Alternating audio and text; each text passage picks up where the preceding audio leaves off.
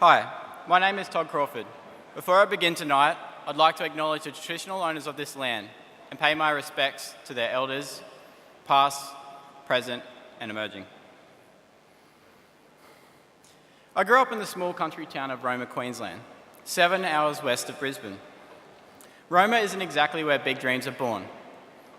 The culture in Roma is to get through year 10, get a trade, and live the simple life. But don't get me wrong, living 1 minute away from everything had its perks. School seemed like a time waster. I never thought I'd be capable or would have the opportunity to go to university.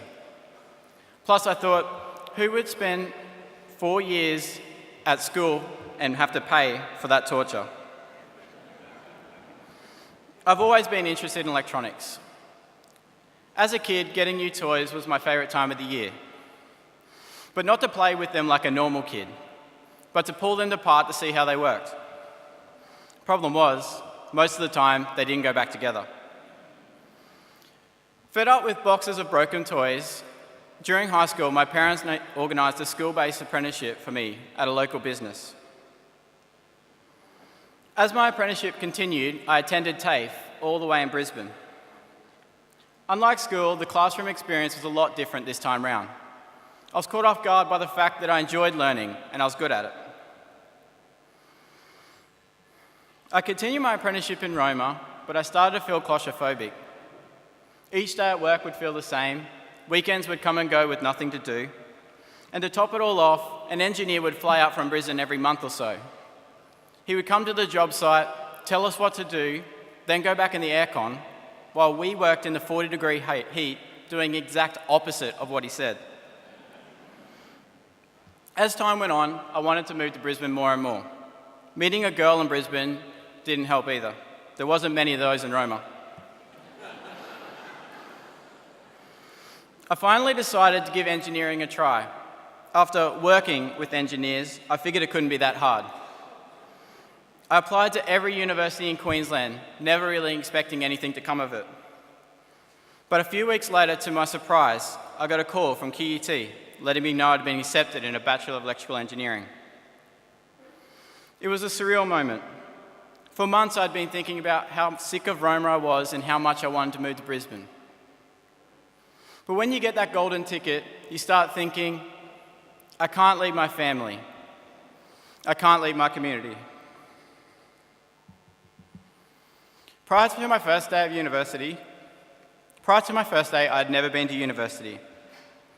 I had no idea how university worked. Going from borderline failing school to advanced maths and physics was brutal. But I enjoyed learning, and I wanted to make the most of this incredible opportunity. I would spend 12 hours every day at the Uduru unit studying and learning.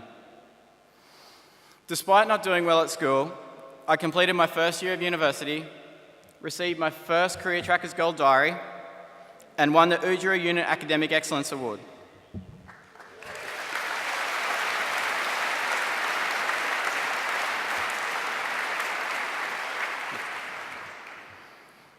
I had an amazing network of friends, and we established a community of hard-working students within the unit.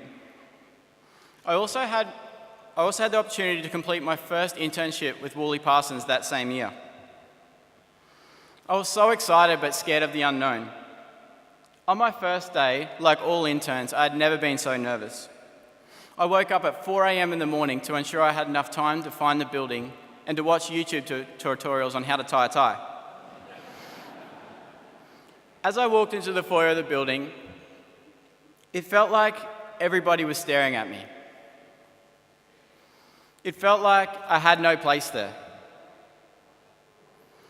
For me, it was too much. I ran out of the building and called my advisor from the footpath to break the news I couldn't do this.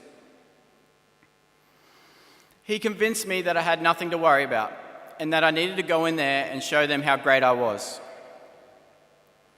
I realized the only person who was thinking they didn't belong was me. So I closed my eyes. I took a deep breath and I'd pretended I'd been working there for years. I walked in with confidence, and this time it didn't feel like I was being judged. It didn't feel like people were staring at me. It felt like I belonged. The smallest things fascinated me. The fridge in the breakout room was one of those things. I opened the fridge door on my first day and I was completely frozen in shock by about the amount of milk in the fridge. I got some extremely strange looks when I was busted taking photos on my first day to send to my mates back home. I love working at Woolley Parsons. I got to meet some fantastic people and work on some incredible projects. But the thing I am most grateful for is meeting my incredible friend and mentor, Barry Block, who at the time was a global head of HR.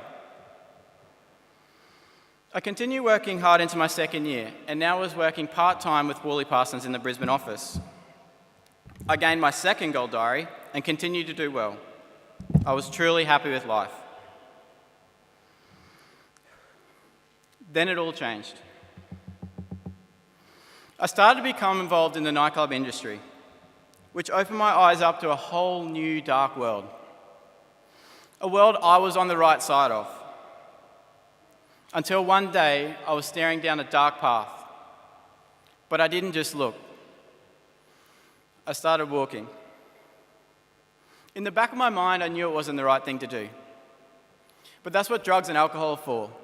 It shuts up that screaming voice in your head telling you the hard truths. Instead of climbing the impossibly high mountain to get to the other side of a better self, a more successful self, I decided I was going around. I decided I was going to go the fast way. I fell behind in university. I stopped seeing my friends. I would ignore everyone who I cared about. Why? Because I knew they would tell me to climb that mountain. But I was determined to prove them wrong. There was another way, an easier way. When night fell, I would get dressed up. I'd head out and be the most popular guy in town. I thought I'd made it. I thought I'd made the journey to the other side. And I thought I did it, and it only took me less than a year. But in reality, I was tricking myself. One day, I finally stopped and looked around. I wasn't where I thought I was. I wasn't near the other side of the mountain. I was very, very far off course. I was standing alone on a remote island. You realize you've been living a lie and now you're just completely lost. It's too far to swim off the island. There's no one coming with a boat to rescue you. You think about you're alone, you are isolated. You think about how hard done you've been. You think about how stupid you are.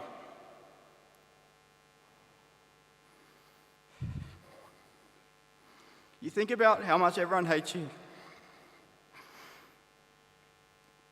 You think about how you are the biggest lowlife in the world. As time goes on, the thoughts get louder and louder, but there is a way to stop them, at least for a while. The problem is you never really stop them. You just build a temporary fence to keep them out, and once that wears off, they come back worse than before. My amazing parents would try and talk to me and help, but at the time I would just get cranky at them because nothing was wrong. I know this time was difficult for me, but it was much harder on them.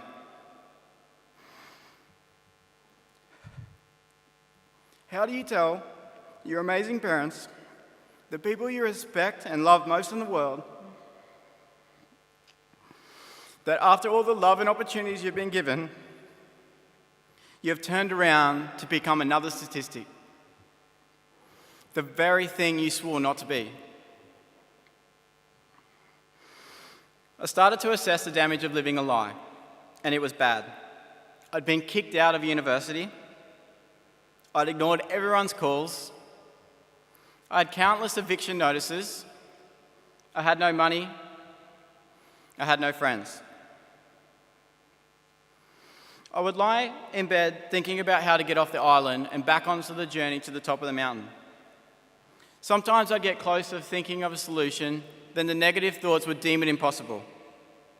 Feeling helpless and hard done by, I would do things to suppress the negative voices.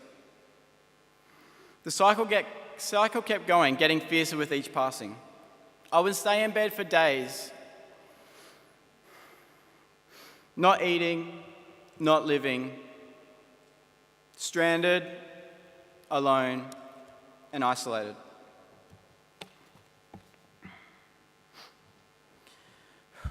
Then one day I got a text message from my sister saying good luck. Little did I know this would be the day I'd get my second chance. 5 seconds later, the intercom rang. It was not one, but two people from my past. My student advisor and his boss. The battle started again. The negative thoughts started screaming, "Don't let them up, are you crazy? They're here to finish you."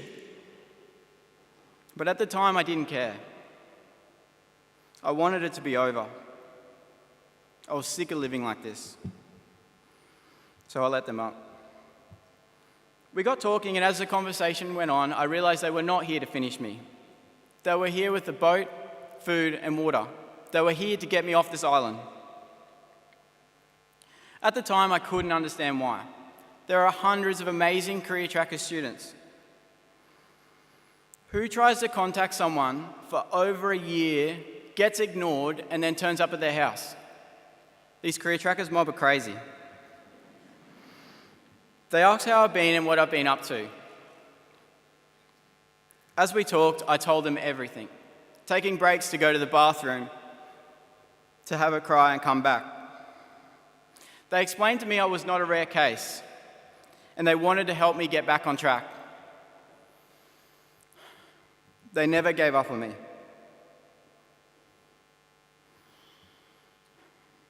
They advised me the importance of getting structure back in my life. It started with small things, like answering the phone each day or doing small tasks. Eventually offering back my internship, but this time I had to do it under their watchful eye. This time I had to do my internship at CareerTrackers. I had made it off the island and was now on the journey to the top of the mountain. But this time, instead of being so focused on the top and looking for the fastest route, I took the time to look at where I was. And it was beautiful. It was bright. They helped me reconnect with the Udjuru unit. The director of the unit helped me tremendously with my application to return to study. And a few months later, I was back at university. Thank you, Anita.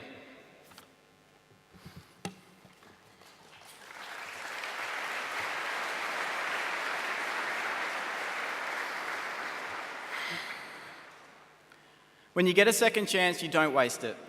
These days, I'm back at the unit from 7:30 to 7:30. Only now, in the lead up to exams, I've learned to turn one of the tute rooms into a makeshift bedroom. I worked hard, and tonight I will gain my third gold diary.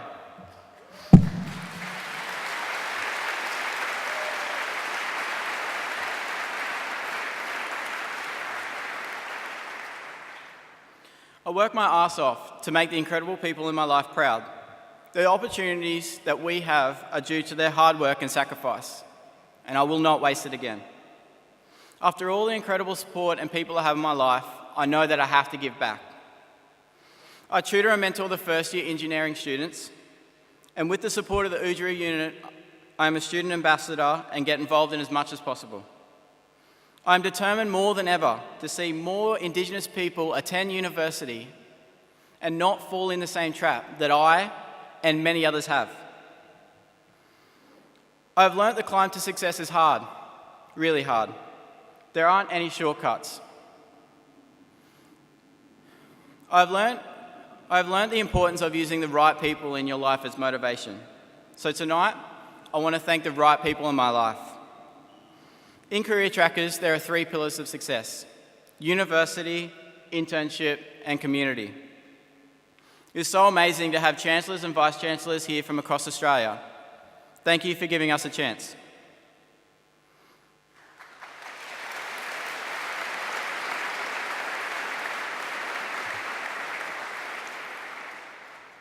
I want to say thank you to the companies, in particular the individuals that are here tonight who take their time out of their day to teach us and show us some skills. Thank you.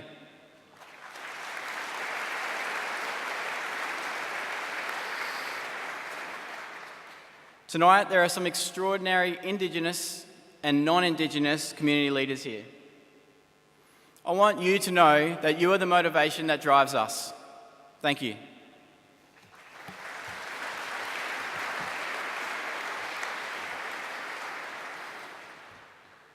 I want to thank QUT.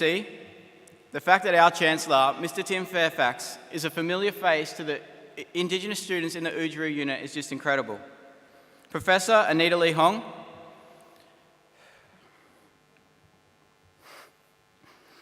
I could not begin to express how much your friendship and support means to us. The fact that you get emotional when one of us do well in an assignment says it all. I want to thank my family, my beautiful partner, who has stood by me and supported me throughout this whole journey, and even at my lowest, always believed I'd find a way out. And finally, my beautiful parents, who are here tonight. You truly are the best parents in the world. I know you have made some huge life sacrifices to give me opportunities you could only ever dream of. I know you don't care if I finish uni. I know you don't care if I go on to be successful. I know you only care if I'm happy.